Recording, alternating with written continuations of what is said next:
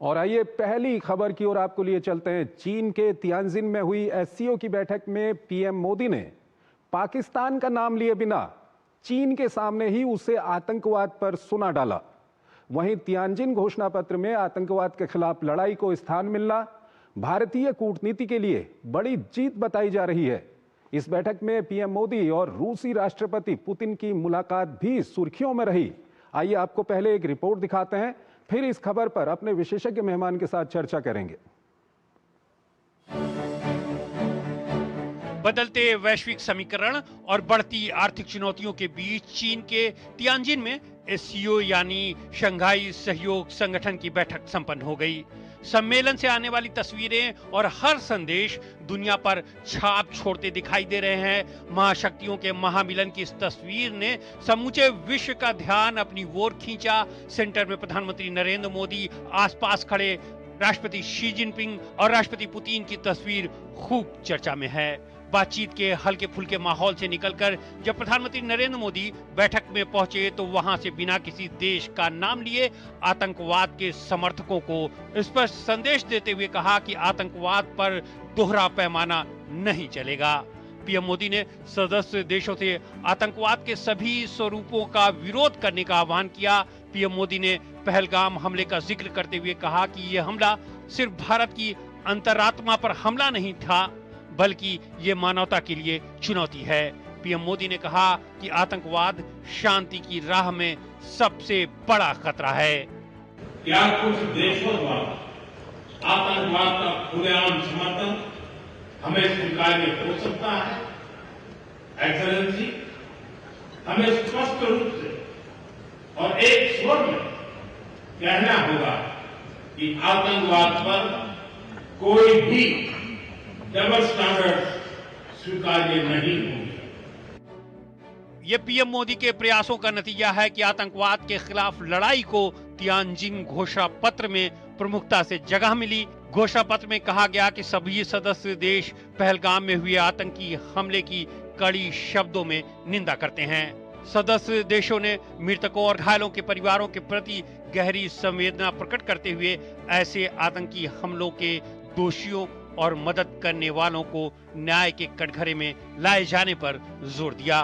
Declaration में आतंकवादियों की सीमा पार आवाजाही को समाप्त करने का भी आह्वान किया गया।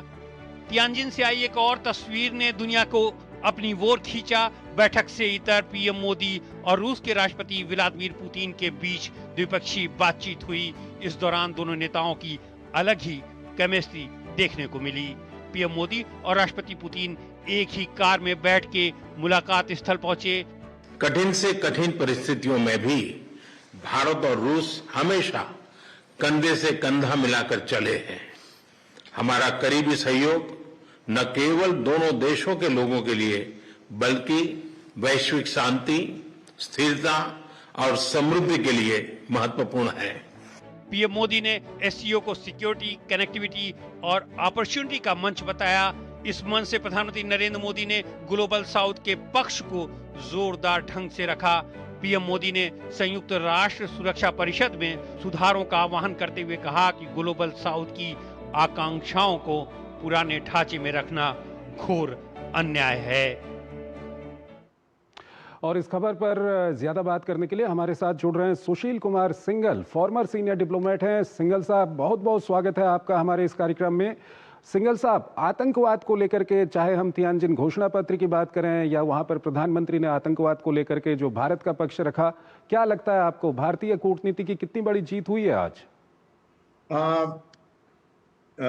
जोशी जी, बात यह है कि जो ये डिक्लेरेशन आया है, बल्कि मैं ये कहूंगा कि पूरी जो यात्रा रही है जापान की, चीन की और एससीओ की जो मीटिंग हुई है, उसमें भारत की पूरी तरह से छाप नजर आ रही है। क्योंकि अगर आप इसको घोषणा पत्र को देखें तो उसमें सबसे पहले उन्होंने one earth, one family, one future, उसके सिद्धांत को अपनाया कि जो G20 के समय पे भारत ने दुनिया को दिया था। और भारत जो भी बात कर रहा था किया भारत ने टेररिज्म के अगेंस्ट उन्होंने आवाज उठाई, वो उसको इंक्लूड किया गया। और जिस तरह से मीटिंग हुई है प्रधानमंत्री जी की प्रेसिडेंट पुतिन से या प्रेसिडेंट जिनपिंग से, और जिस तरह के उनके स्टेटमेंट आए हैं उसमें साफ दिखा कि उनको भारत के साथ आगे बढ़ने का इरादा है और वो चाहते हैं। साथ साथ ये भी देखने में आया मेरे विचार से कि जो एससीओ इंस्टीट्यूशन है, जो अभी तक एक बहुत ही लिमिटेड स्कोप में था, अब वो एक व्यवहारिक रूप लेने की कोशिश की गई है इस बार, और उसको सिक्योरिटीज और डिफेंस के अलावा, सिक्योरिटी या टेररिज्म के अलावा, इसको एक जो है इकोनॉमिक इंस्टीट्यूशन की शेप देने की कोशिश की गई है, जिसमें मेरे विचार से प्रधानमंत्री जी का काफी उसमें योगदान रहा।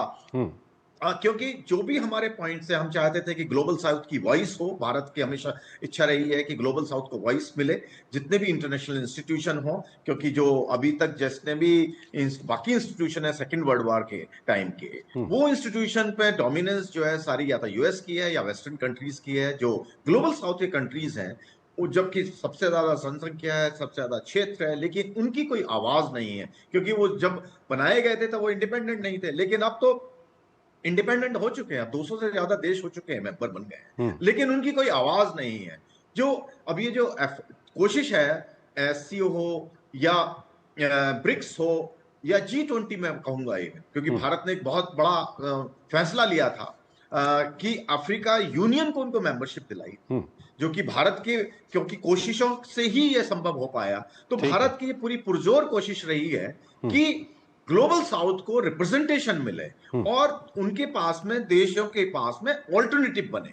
तो मेरे विचार से ये जो अब हुआ है, अभी जो डिक्लेरेशन हुआ है या मीटिंग्स हुई हैं, उसमें भारत ने दिखाया कि भारत मल्टीपोलर वर्ल्ड का हामी है और किसी के दबाव से भारत कोई काम नहीं करता है, जो भारत की स्ट्रैटेजिक सर, एक और छोटा सा सवाल है, वहां पर जो व्लादिमीर पुतिन के साथ बैठक हुई प्रधानमंत्री मोदी की, कहा गया कि दोनों देशों के संबंध, दोनों मुश्किल के समय के दोस्त हैं, दोनों देशों के संबंध काफी मजबूत हैं, लेकिन पीएम मोदी ने वहां पर साफ कर दिया कि मानवता के भले के लिए यूक्रेन का युद्ध रुकना बहुत जरूरी है। क्या कुछ कहेंगे, संक्षेप में बताइएगा।